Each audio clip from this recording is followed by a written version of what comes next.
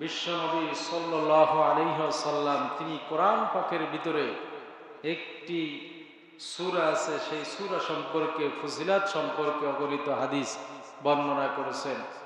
মহাগ্রন্থ আল কোরআন থেকে আমি একটি আয়াত তেলাওয়াত করেছি। আয়াতটি হচ্ছে 2 নম্বর সূরা সূরাতুল বাকারার আপনার হচ্ছে 67 নম্বর আয়াত।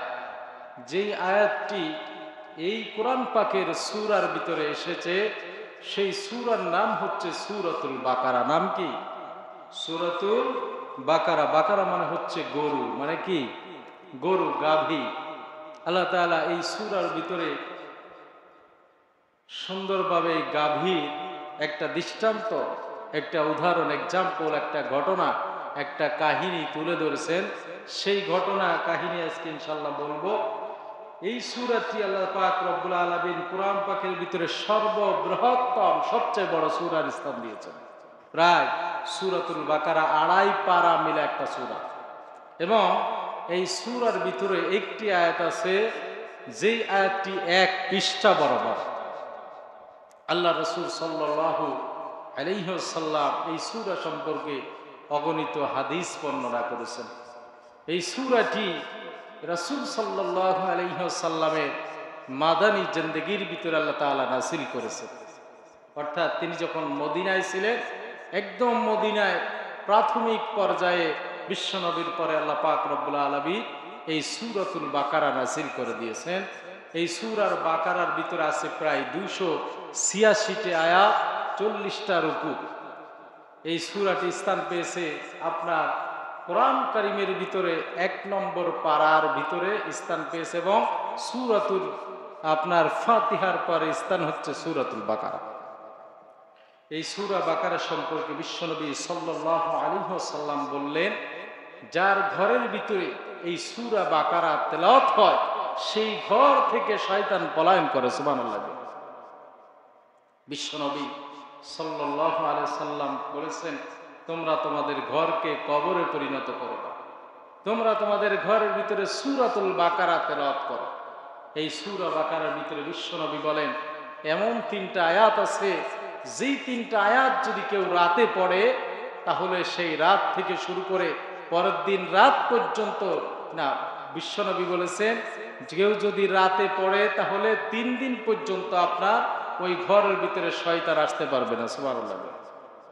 কেউ যদি দিনে পড়ে তাহলে আবার ওইখান থেকে শুরু করে 3 দিন পর্যন্ত শয়তান ওই ঘরের ভিতরে কোনো মানুষকে ওয়াসওয়াসা দিতে পারবে না। সুবহানাল্লাহ।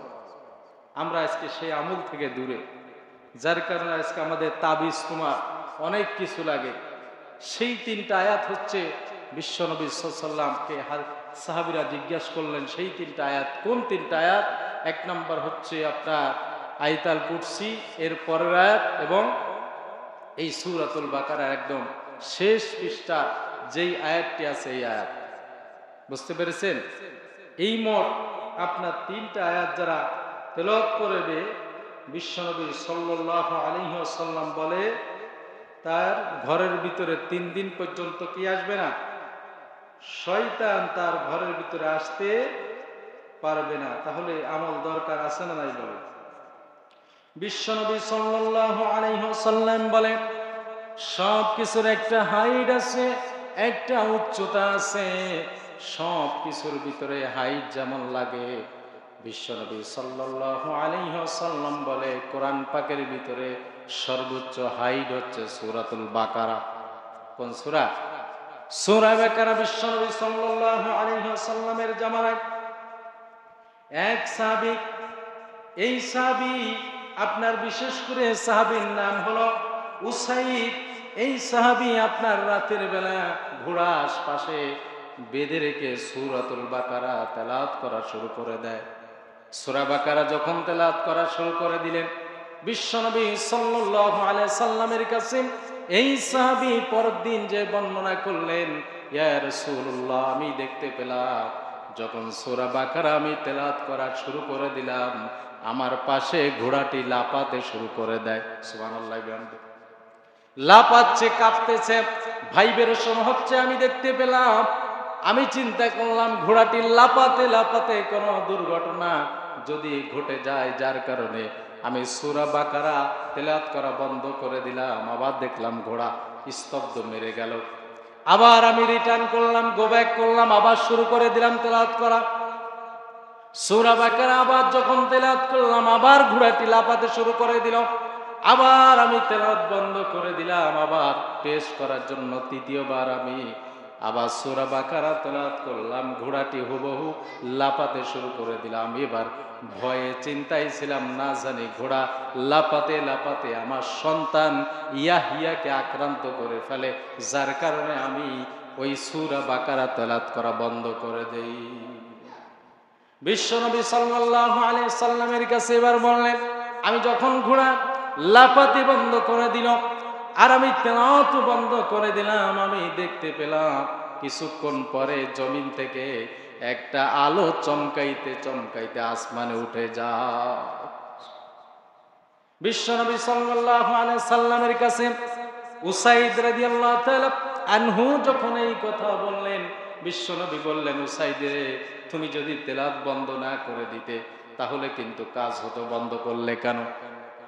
উসাইদ রাদিয়াল্লাহু তাআলা আনহু বললেন, আমি ভয়ে আশঙ্কা করলাম, না জানি ঘোড়াটি লাফাতে লাফাতে আমার সন্তানকে আক্রান্ত করে ফেলে, নইলে আমি কিন্তু সূরা বাকারা তেলাওয়াত করা বন্ধ করতাম না। বিশ্বনবী সাল্লাল্লাহু আলাইহি সাল্লামকে এবার উসাইদ রাদিয়াল্লাহু তাআলা আনহু জিজ্ঞাসা করলেন, কারণ কি? যদি আমি তেলাওয়াত করা বন্ধ না করতাম তাহলে কি লাভ হতো? বিশ্বনবী বললেন, তুমি যখন সূরা বাকারা তেলাওয়াত করতেছিলে, আসমান থেকে আল্লাহ পাক রব্বুল আলামিন রহমতের ফেরেশতা তোমার বাড়িতে প্রেরণ করেছিল, যারা নূর ছিল, আলো ছিল, তারা তো কোরআন তেলাওয়াত সূরা বাকারা তেলাওয়াত শুনতেছিল, যার কারণে ওই ফেরেশতাদেরকে দেখে ঘোড়া লাফাইতেছিল। যদি তেলাওয়াত বন্ধ না করতে, সকাল পর্যন্ত তেলাওয়াত করতে, ওই ফেরেশতারাও সকাল পর্যন্ত তোমার বাড়িতে থেকে যেত।